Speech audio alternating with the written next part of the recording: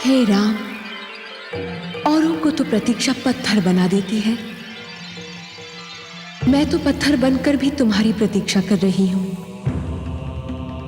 औरों के नेत्र तो किसी की राह तकते तकते पथरा जाते हैं, परंतु मैं तो न जाने कब से तुम्हारी प्रतीक्षा कर रही हूं।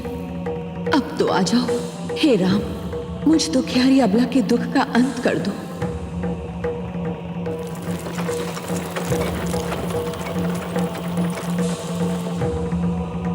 धन्य है वायु का ये झोंका जो मुझ तक तुम्हारे कमल चरणों की धूल की सुगंध लाया है। तुम आ रहे हो, तुम अवश्य आ रहे हो।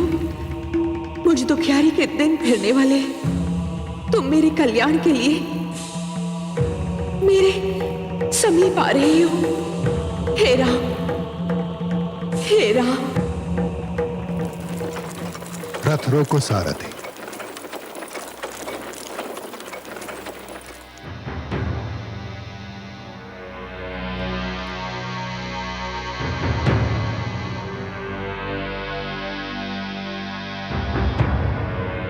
आज हम यहीं विश्राम करेंगे। गुरुदेव, इस उजड़े आश्रम में क्या यह स्थान विश्राम के लिए उचित रहेगा? यह सबसे उत्तम स्थान है शिष्य। हम यहां नहीं आए, यह उजड़ा हुआ आश्रम स्वयं हमें यहां खींच लाया है। हे राम, हे राम, हे राम, हे राम, हे राम, हे राम, हे राम, हे राम, हे राम। ये मुझे कौन पुकार रहा है गुरुदेव? तुम्हें यह पुकार रही है शिष्य।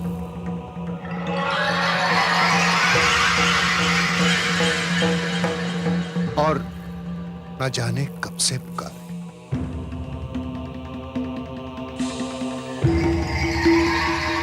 किंतु ये तो पाषाण की प्रतिमा है गुरुदेव। हाँ है। इस प्रतिमा को अपने चरण से स्पर्श कर दो शिष्य। जी? इस पत्थर की मूर्ति को अपने चरणों से छू। गुरुदेव, गुरु के आदेश पर प्रश्न चिन्ह लगाना ना तो शिष्य को शोभा देता है और ना ही उसका अधिकार है। किंतु हे गुरुदेव, नारी पत्थर की भी हो तब भी आदर सम्मान के योग्य होती है। उसे चरणों से छूना महापाप है। मुझे नारी के इस अनादर का साहस नहीं हो रहा है गुरुदेव। नारी के प्रति तुम्हारी पवित्र भावना जानकर मैं गदगद हो गया शिष्य। मुझे ऐसे शिष्य पर गर्व है। मैं स्वयं किसी को नारी का अनादर करने की अनुमति नहीं दे सकता, परंतु ये एक विचित्र विडंबना है कि इस नारी का कल्याण इसी में निहित है। इसे अपने पैरों से छूकर तुम इसका अनादर नहीं, इसका उद्धार करोगे पुत्र। कौन है ये देवी? ये दुखियारी अबला ऋषि गौतम की पत्नी अहिल्या है। निरपराध होकर भी न जाने कब से पत्थर बन जाने का दंड भोग रही है।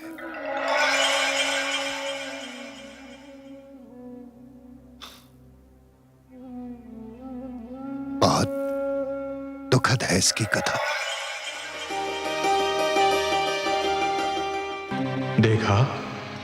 देखा आपने चंद्रदेव, कितनी सुंदर नारी है अहिल्या।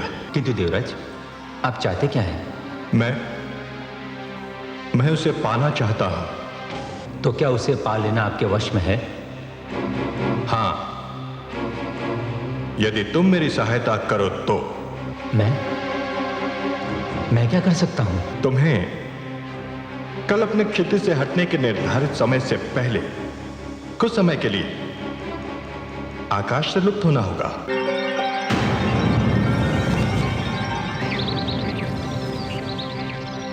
ये क्या? भोर हो गई और आज मेरी आंख नहीं खुल पाई। मुझे भी आश्चर्य है स्वामी, आज रात इतनी शीघ्र कैसे ढल गई। मैं अभी आती हूँ।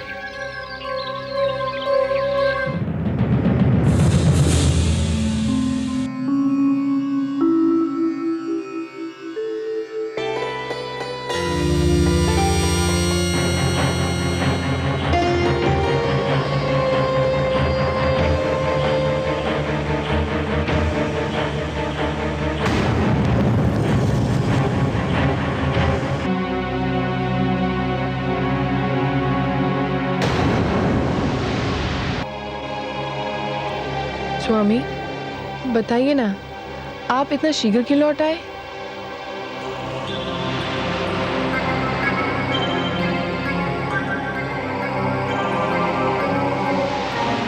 सूर्यदेव के दर्शन को जाते जाते मुझे आपके मुखचंद्र का ध्यान आ गया। मैं विचलित हो उठा।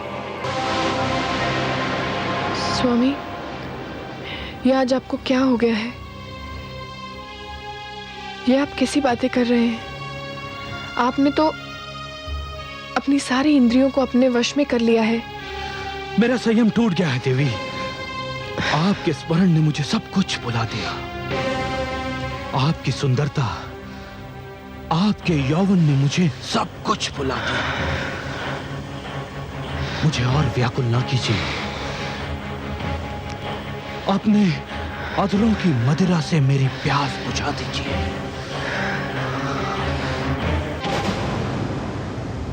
अरे ये क्या, चंद्रदेव?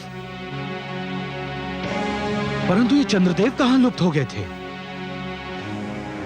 अभी तो सूर्योदय में विलंब है। मुझे आश्रम लौट जाना चाहिए।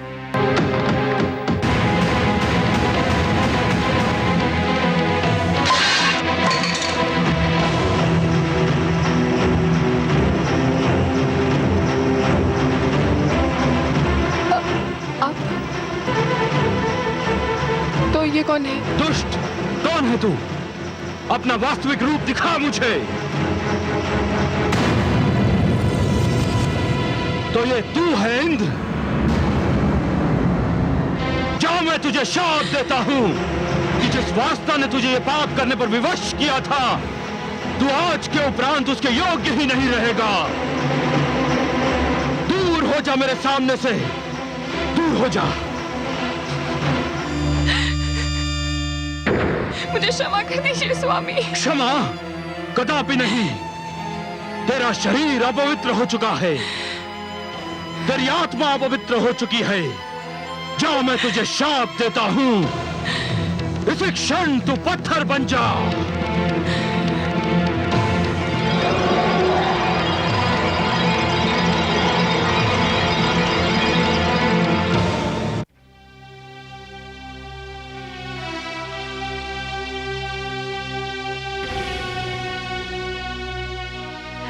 अब जब तक तुम इसे अपने चरणों से स्पर्श नहीं करोगे, ये यूं ही पाषाण की मूर्ति बनी रहेगी। इसके कल्याण के लिए तुम्हें मेरे आदेश का पालन करना होगा शिष्य। जो आज्ञा।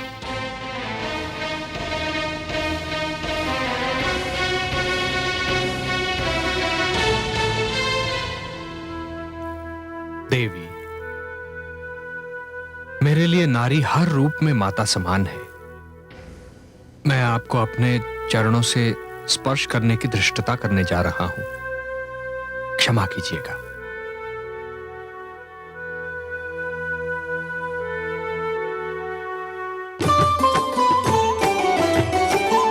अचरज भयो जगत में भारी, शाप मुक्त भई अबला नारी।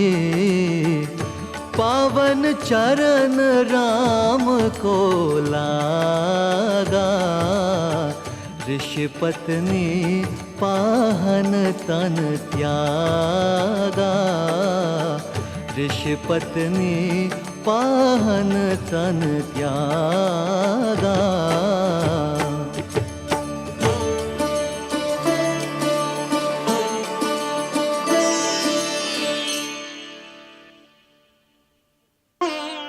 हे दुखी जनों का दुख मिटाने वाले राम, हे संकट के मारों का संकट मिटाने वाले राम, हे दुखियारों को तारने वाले राम, हे पापियों का उद्धार करने वाले राम, इस अबला को शाप से मुक्ति दिलाकर आपने जो इस पर उपकार किया है उसके लिए आपको कोटि कोटि धन्यवाद। नहीं देवी, आपके साथ घोर अन्याय हुआ था। मुझे अपार हर्ष है कि अब आपको न्याय मिल गया है। मुझे आशा ही नहीं, विश्वास भी है कि अब तक महर्षि गौतम को भी अपनी भूल का आभास हो चुका होगा, किंतु वो भी विवश थे देवी, क्योंकि नभ से टूटा हुआ तारा, धनुष से निकला हुआ बाण एवं मुख से निकला हुआ शाप लौटाया नहीं जा सकता, केवल उसका दंड भोगा जा सकता है। पश्चाताप की अग्नि में जलना भी तो दंड ही है देवी। महर्षि अब तक उस अग्नि में जल चुके होंगे। गुरुवर, यदि इस उजाड़ स्थान पर मुझे लाने का यही उद्देश्य था तो वो पूरा हुआ। अब हमें यहां से प्रस्थान करना चाहिए। ऋषि श्रेष्ठ,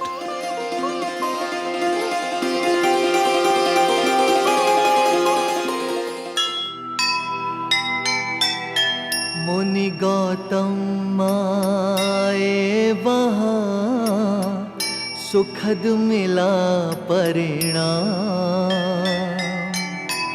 शाप मुक्त पत्नी मिले और मिले श्री राम।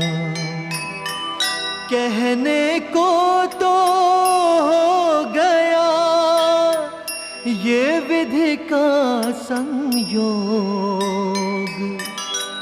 तप के बल का था मगर ये अनुचित उपयोग, ये अनुचित उपयोग।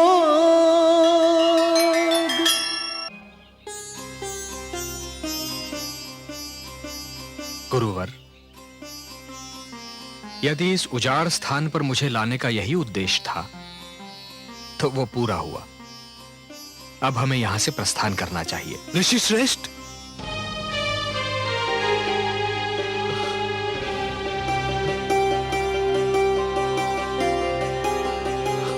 महर्षि,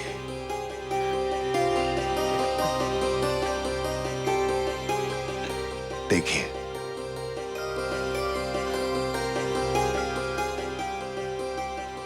प्रणाम गुरुदेव। आयुष्मान भव।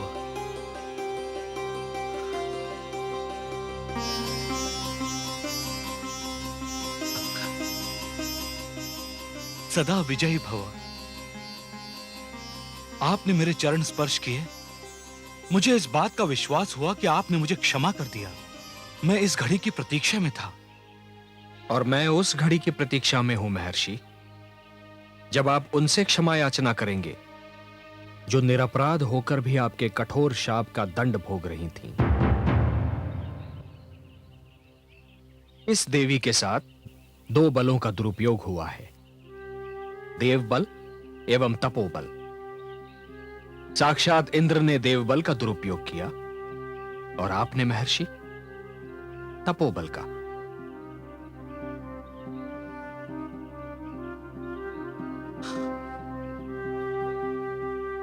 देवी, मेरे शाप ने आपको पत्थर बना दिया, परंतु विश्वास कीजिए, इस शाप ने केवल आपको नहीं, स्वयं मुझे भी दंडित कर दिया था। आज मैं श्री राम और ऋषि श्रेष्ठ विश्वामित्र के माध्यम से समस्त संसार को संबोधित करके आपसे क्षमा मांगता हूं। मुझे क्षमा कर दीजिए। नहीं स्वामी, नहीं।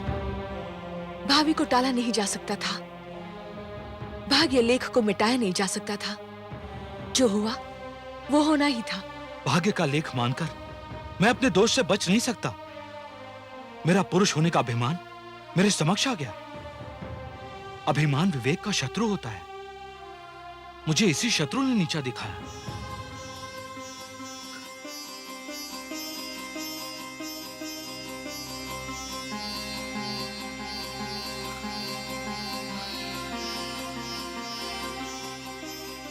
ऋषिवर, संध्या वंदन कर ले, फिर हम भोजन करेंगे। आप सबको कुछ दिन हमारे आश्रम में ही रहना होगा, यही मेरी विनती है।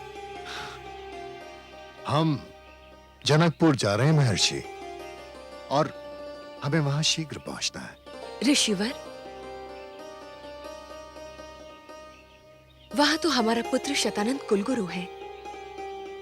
उसी ने राजकुमारी सीता को शिक्षा भी दी है। वहां जाएं तो हमारे पुत्र से अवश्य मिले और उसे मेरे शाप के अंत का समाचार अवश्य दें। अवश्य देवी। यशस्वी भव।